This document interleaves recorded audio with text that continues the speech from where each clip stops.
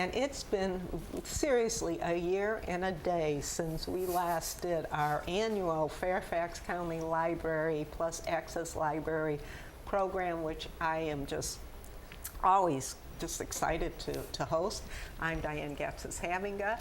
It is Friday, September 8th, 2017, and the reason I know it's to the day, Ted, is because when I went to do the rundown from last year, it said September 9th. Oh my gosh. Wow. So I just want to point out, so I read an excerpt from a new book called The Underground Railroad by Colson Whitehead. And let's just talk a little bit, and I need to introduce you. Yes. Ted Kevich, who's the Fairfax County Library Program Coordinator. And he's going to talk about Fall for the Books and other events happening at our libraries. But tell us first a little bit about this book. So the Underground Railroad actually won the Pulitzer this year. It's a very highly regarded, decorated book. And Colson Whitehead is going to be one of the headliners at the Fall for the Book Festival, which is the reason I wanted to spotlight it. Very interesting book. So it's history, but it's alternate history. And it's during the time of slavery in the United States. And the idea in the book is that the Underground Railroad is actually a subway system that takes the escaped slaves from the South up north. So instead of being a series of safe houses and things like this, it's actually a train. So it's an interesting kind of spin on history, but it makes a lot of comments, of course, about issues that we still face today with racism, et cetera. So it's a really topical book, but also really interesting kind of, revisionist history a little bit.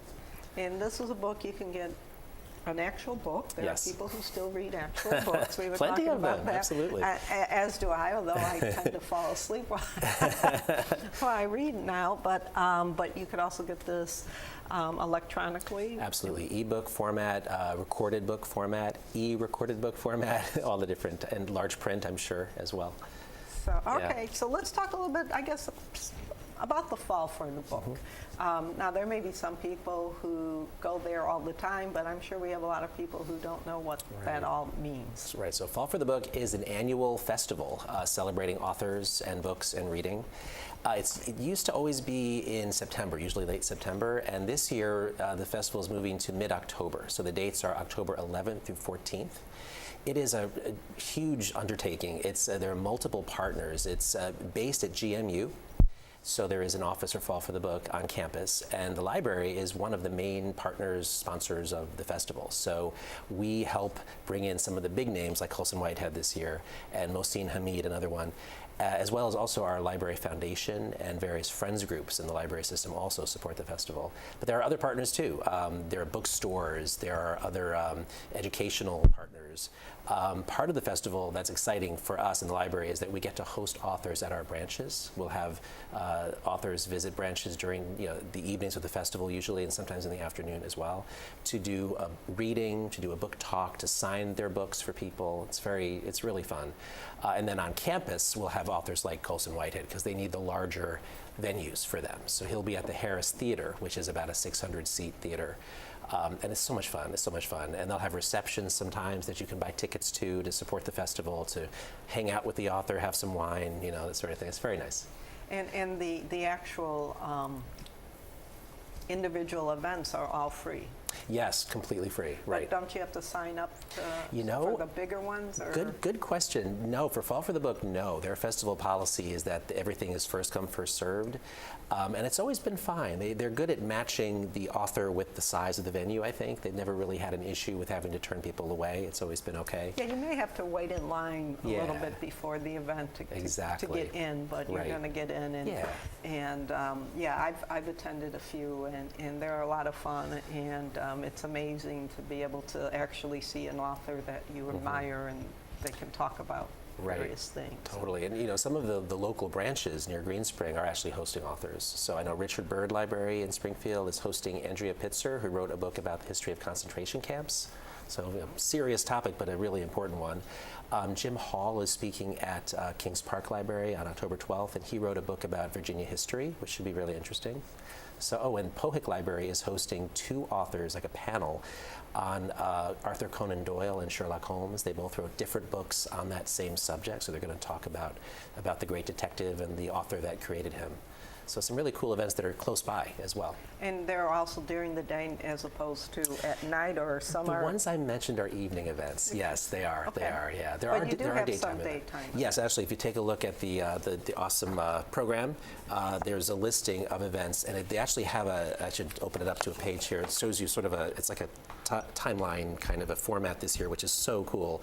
So it'll tell you what time of day things are. There are plenty of daytime offerings, yes. And the three libraries that Ted mentioned, if you're not familiar, really are within the, I don't even know, 5 miles. I'm Yeah, going to say less they're than close. 5 miles. Bohick, of course, is just down the street off of Side and Stricker. Kings Park is probably the one that's a little bit further, but Yeah. not that far. It's down on Rolling Road. And the other one, Bird, is right off Commerce of Street. Commerce Yes. and Oking Mill. So You've got Burke Center Library close by too, which And is Burke Center, wonderful. which A lot is- of libraries. Right, so there's lots of, there's probably one in Kingstown. too, Kingstown right? Library, yes, great little is- branch. Absolutely, yeah. On the other side of the tracks, more Right, or less. right. So lots of libraries Yeah. to go. So we were also talking a little bit about the fact that it seems to be that, you know, more and more people are turning to the electronic sources for their reading pleasure, but they're still using the libraries. Yeah, absolutely. Well, our director will often say, yes, we have ebooks and we have book books, and we're going to have both, forever. They're both popular formats. I like both personally. I like to have a book to read, at home. When I'm on the road, I like my Kindle. I like to have 2 or 3 options on my Kindle. So I kind of like both. And then, of course, the commuters love recorded books. That's a great option for folks that have spent a lot of time in the car or that have trouble reading the printed page. That can be a great option for them too. Yep. Yeah. I'm old-fashioned. I like to have something in my hands. And my kids all have Kindles, and the only comment for them was that sometimes you can't go back to review, whereas, Yes. Yeah, it's a little, little trickier with an Right. electronic book, isn't it? Yeah, Yeah. so- With the book, you kind of can flip the pages right, back, mark a especially page. one that's Yeah. heavy with characters, and you kind of start to go. I'm a big rereader. Like when I read the Underground Railroad, there are a good number of characters, and I would sometimes flip back to remind myself about a particular detail of a character, or something about their appearance, whatever it is. And so it is nice to be able to just flip back. So you were saying that the fall for the book got moved to October, which kind of makes sense because they just had that big national book at the Convention Center downtown last It was weekend. Labor Day weekend. Yes. Yeah. I think they're planning to move that to later in September. That's the desire. So either way, Fall for the Book will safely be kind of in its October zone there, which I think will be really good. Yeah. And lots of people attend the Fall for the Book. Yeah, their numbers are strong, and again, it's a far-flung festival. But I like that this year it's a little less far-flung. There's sort of a little more concentrated, more events on campus, more events closer to campus in the Fairfax area. But they still will have events in Prince William County, in Loudoun County, in D.C. It's a big festival. Yeah, I didn't realize it was beyond Fairfax. I always thought it was just Fairfax. Yeah, it's mainly Fairfax, but it has branched out. It's become very big. And of course, we're talking about George Mason University. I Yes, should point that yes. out, JMU. And that's not that far away. It's up. Oh, and free parking on campus. The big final day of the festival, the 14th, there will be free parking, which is a concern people have sometimes with going on campus to attend an author event. They won't have to worry about that this year. So, very cool. What else do you have for us? Well, let's see. So actually, today is September 8th. A week from tomorrow, September 16th, so coming up really soon, at the Government Center during the day on Saturday, starting at 9 a.m., we're having a book club conference.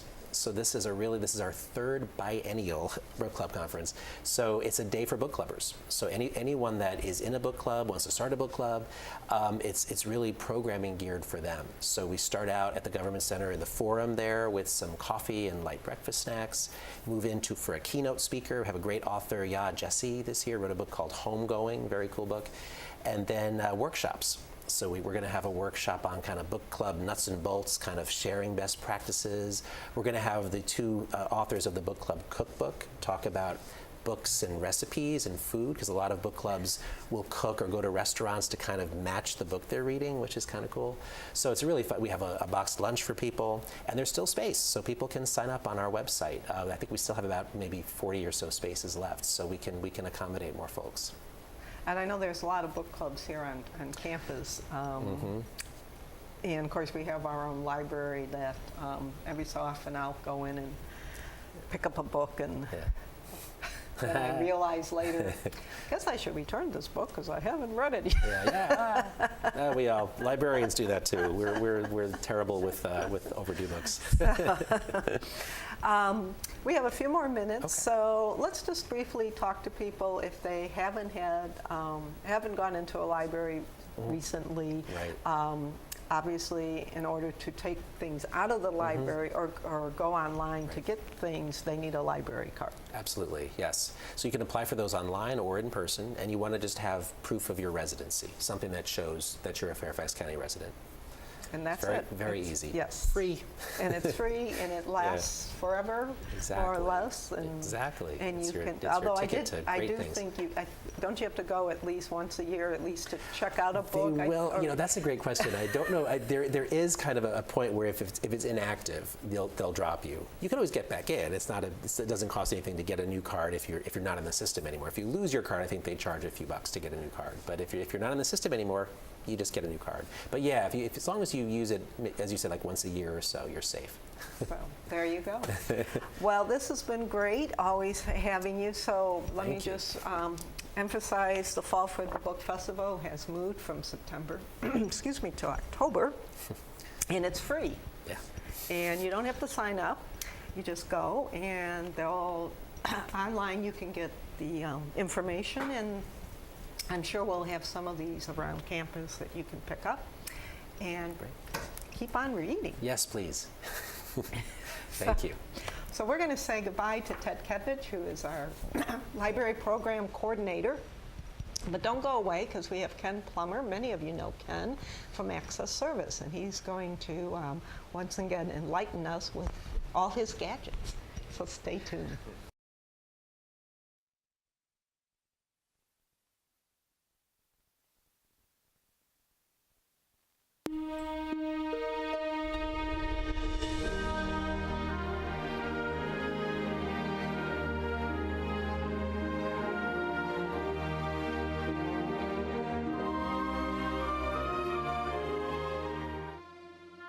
Well, Wayne and I love to support the Benevolent Care Fund.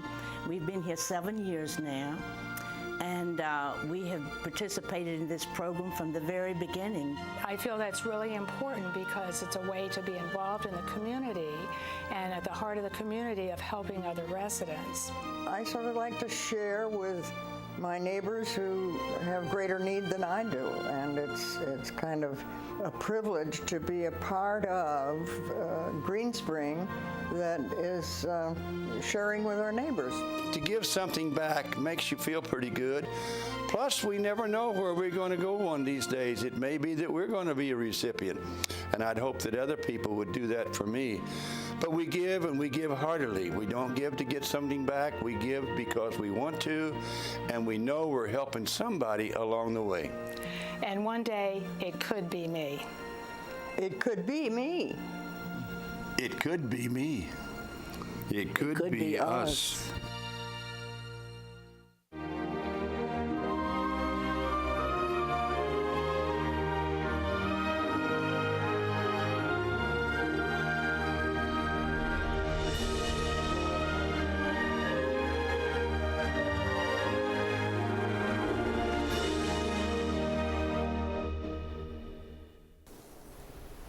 And we're back, and I'm also very happy to reintroduce Ken Plummer, who comes to campus on a regular basis. I do. And joins us, usually with our resident volunteer, Elaine Sorensen.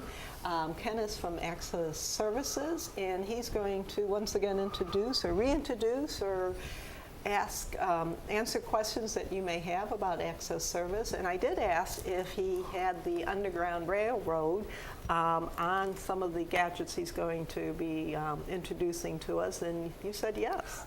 Yes, it should be available on the talking book, and I'll describe that talking book in just a little bit, but it should be available for those who have some vision problems. That's what the talking book program is about. So I mentioned I saw one book here that I did not read, but I saw the movie, The Girl on the Train, and even though my daughter said, "Oh, I have the book, Mom, do you want to read it?" Seeing the movie was enough for me, because it was kind of a disturbing book, but this is one that book clubs are using? And Book clubs have been reading that many times through Access Services. If I can talk a little bit about Access Services.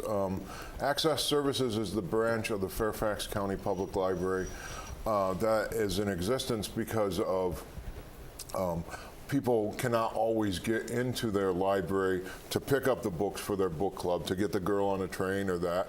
And so we have a couple different programs where we can send books to people directly to their mail, to their room.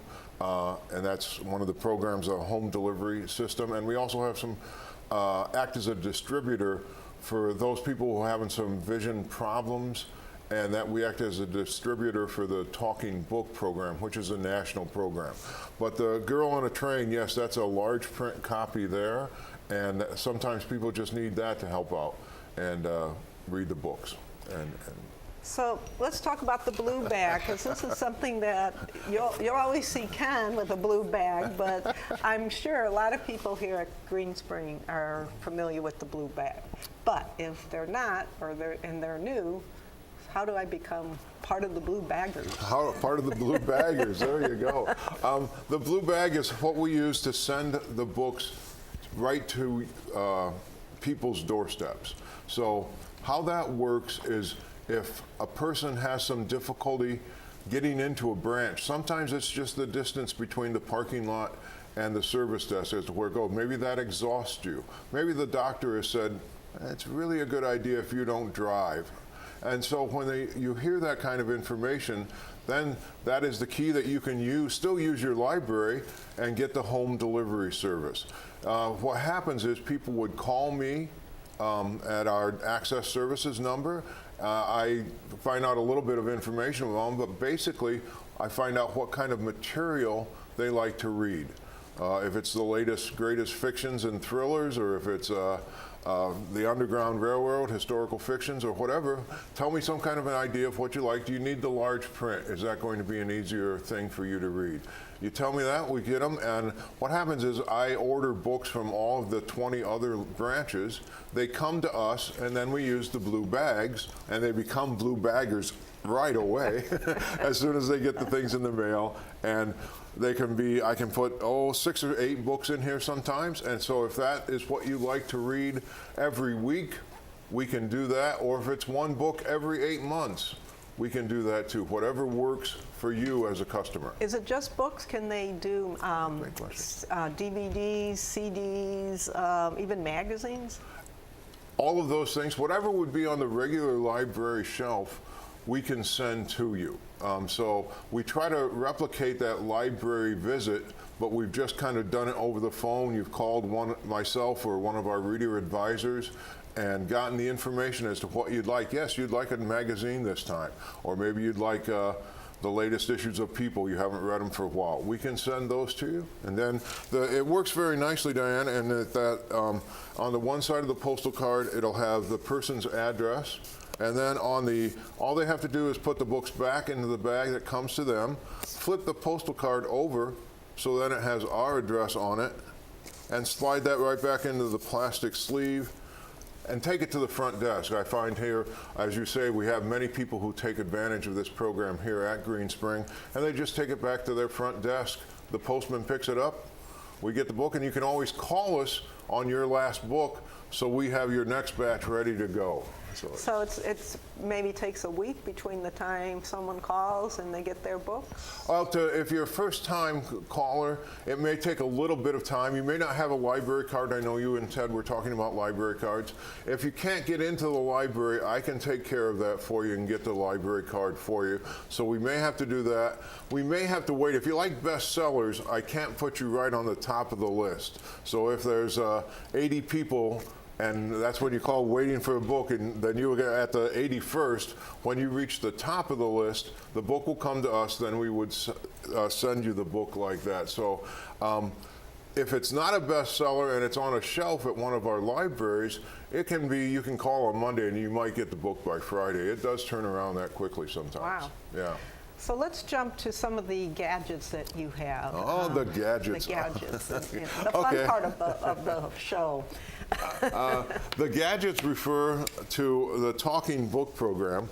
And the Talking Book program, as I mentioned, is for those folks who have some vision issues, or maybe it's Parkinson's disease, where you can't hold a book physically, or you can't read regular print, not large print, but regular print, then you would be eligible for the Talking Book program.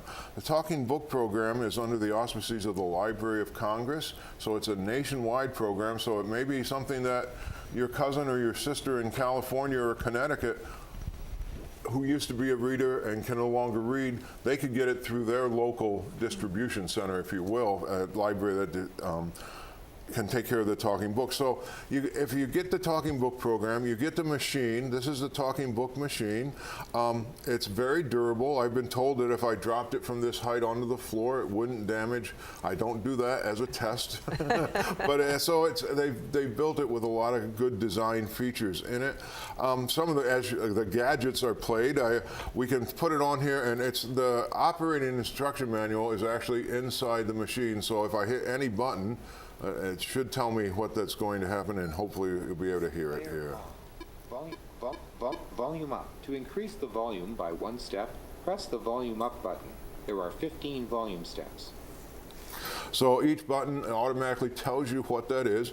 And then to recharge it, there's a plug in the back. So you put that in, and the charge actually holds for over 25 hours. So it's really very nice. As these came out a few years ago, I used the word revolutionary simply because they could take, if you were using one of these, you used to stay in your apartment, have it plugged into your wall socket, and stay in your apartment and read the book. With $25, you can take this on a family vacation, enjoy your books. You can go out in the lobby of Green Spring, enjoy your books out and see all your friends.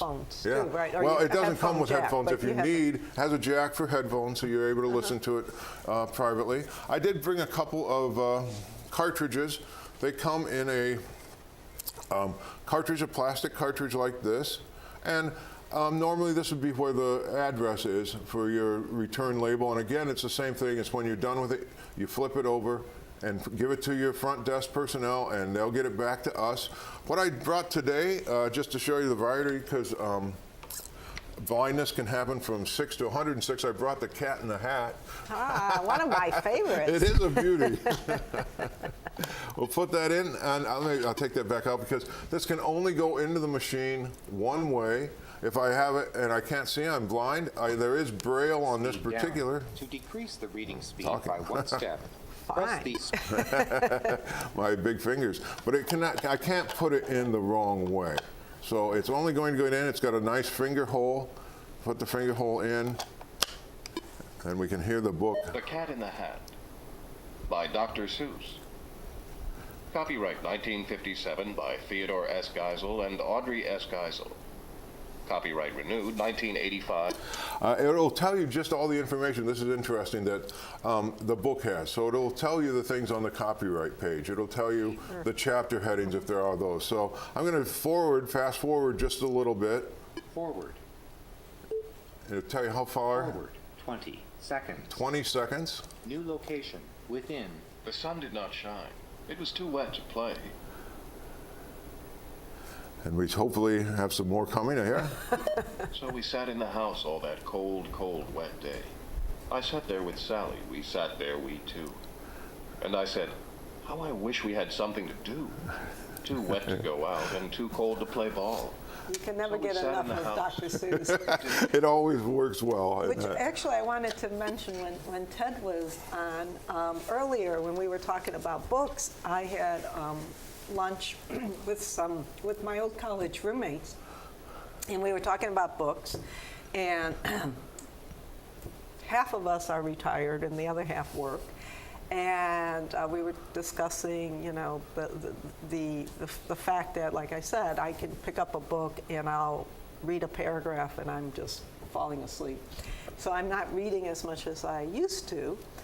And one of my friends said, I'm reading young adult books because they're wonderful and they're fascinating, but I can get through them easier than I can a book like this. And I went, wow.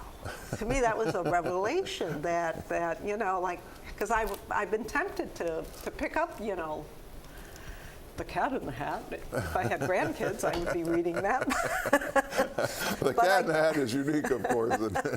But, I mean, it doesn't matter what, in a sense. No, whatever a person would like, whether for home delivery. I have several customers who are probably reliving their second childhood a bit and get young adult materials that they've loved before. The Wizard of Oz and that series by Baum. They'll get those books and read that entire series again. Or I'm thinking of Farley and the Pony, the red. Oh, the little not the no, little no, pony. not the little pony. I forget what Pony. it is. Yeah, There no. there was a book.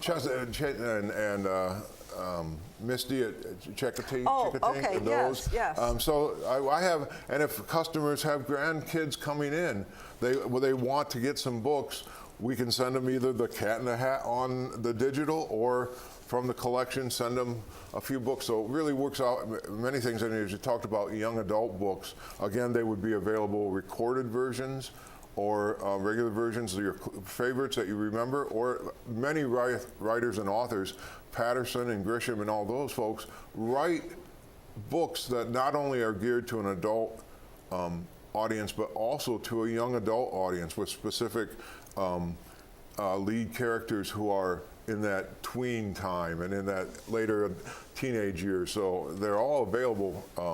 And they are sometimes easier to read through. I will read through some young adult things and finish them quite readily and go, oh, that was, and you can appreciate good writing wherever it works well.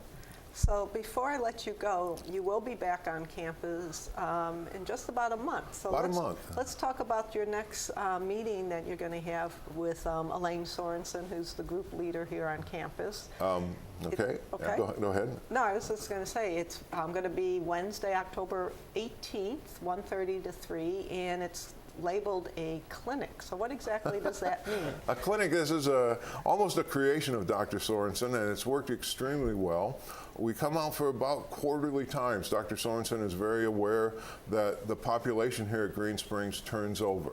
And not everybody would know about the programs that I've just talked to you about, but they might be interested in avid readers. So one of the things you can do at the Green Spring clinics are get a library card that you and Ted were talking about earlier, that we talked about a little bit. I bring a load of cards with me. I usually have a computer connection that allows me to give the card right to you at that time. So that's a thing. We can also answer any questions about the Talking Book program if you're curious about that. I have people come by, and we also have the electronic books that you and Ted were talking about earlier. We have one of the staff members from either one of the other branches or from the Access Services come out, and we go through like Overdark. How do you get electronic books or e-audio books onto your personal device, your iPhone, your iPad, your tablet?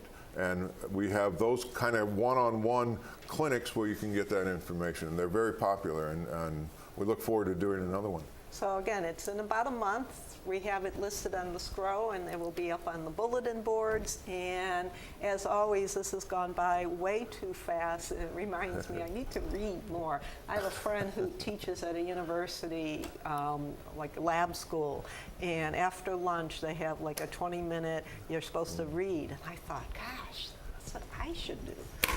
But, you know, anyway. Enough of that, but this has been great. I do want to just take a moment. Earlier this year, you were given an award by the library, if I'm not mistaken. Well, that's and true. I just want to point that out, and hopefully we still have that screen, because it has the information. Not that one, it's the one for Ken giving, it was, wasn't it the Employee of the Year? Employee of the Year for Access Services, I think. There you go. I mean, congratulations. Thank you. That's well deserved, I think, from my end. So, and we'll have Ken back. I'm sure. There it is. I knew we had it. So yes, Access Library Employee of the Year, Ken Palmer. Woo-hoo! I'm going to think Green Spring had something to do with that. I too. think so. Yeah, Okay. absolutely. What do you think? So, Ken will be back in October.